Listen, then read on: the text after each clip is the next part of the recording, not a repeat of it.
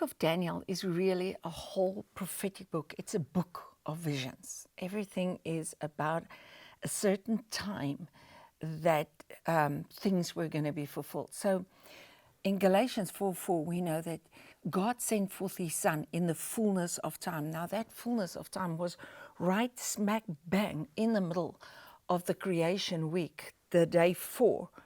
It's the middle of time. So time has a beginning and an end, but God does not have a beginning and end. He is the beginning and the end. If we study the book of Daniel, there is 6 chapters, history, and then there's 6 chapters, visions.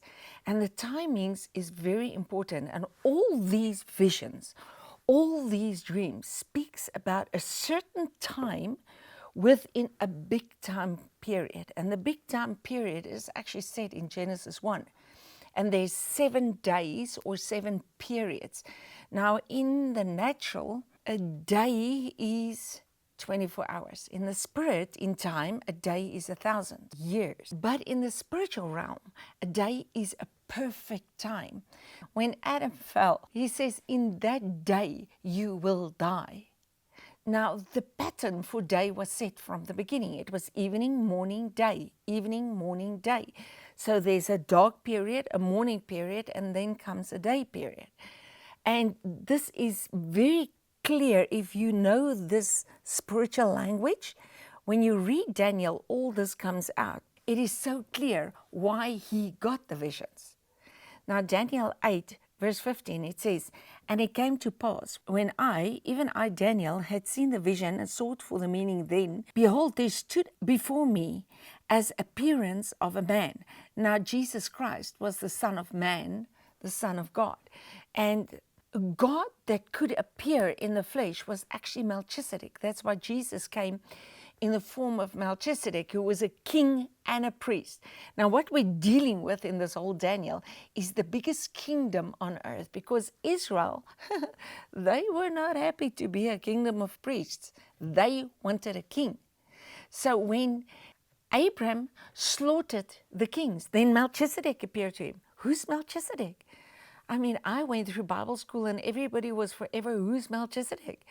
Well, Melchizedek is the body of heaven that we see in Exodus 24:10. The body, the whole nation saw the body of heaven in its clearness. Now, this body that can appear on the earth is Melchizedek. So this is why Jesus came in the order of Melchizedek. In this prophetic book, the whole of the volume of the book is taken together. And Abraham slaughtered the kings. Why was this important? Because God doesn't want us to be kings in this fallen state. Before the cross, it is evening. And Hosea says he's going to come to us like the morning. And when he came, God says, "Today I have begotten you." And the day started breaking. So when you understand the spirit time, it goes like this. From Christ, every time someone gets saved, it is there today. Today, if you hear my voice, it's their morning. So it keeps on repeating patterns that's repeating. Now, Genesis clearly sets the pattern. I mean, every day it was evening, morning, day, day 1. Evening, morning, day, day 2. And God said, it was good, it was good, it was good. And Moses wrote it, and he saw the goodness of God passing him by. In other words, what he's saying is he was in the spirit and he could see time passing by and the patterns going before him, because he asked to see God's way and he asked to see God's glory. So all of this has to do with dealings on the earth. When Jesus came, he said, the people in darkness saw a great light. So before Christ, it was evening. When he came, it was morning, and then the day started. And the Bible has no history on the day. It's just foreshadowed through the Spirit in scriptures like Ezekiel that saw the river coming out ankle deep, knee deep, thigh deep, shoulder deep. Mark says the kingdom is like a seed, a blade, a ear, full corn.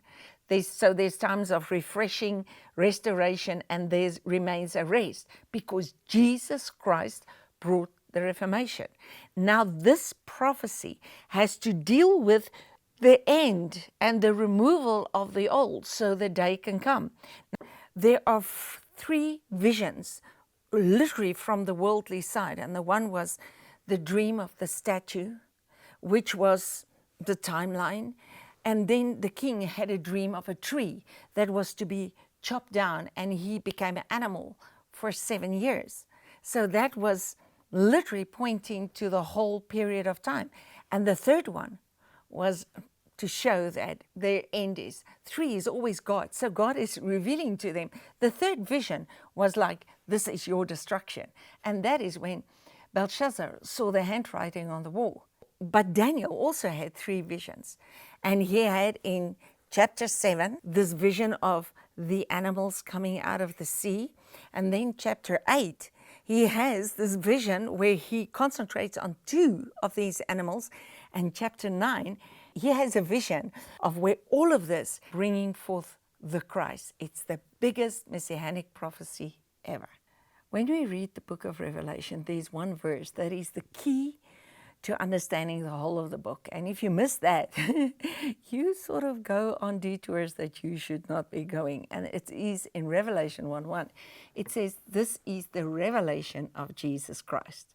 So when you ever read Revelation, remember, it is in the time of Rome, and it is about Jesus Christ that came to usher in the kingdom and to remove the old. And this removing of the old is what the book of Revelation is all about, but it's totally linked to the book of Daniel. You cannot read these books separately. It's all one time period.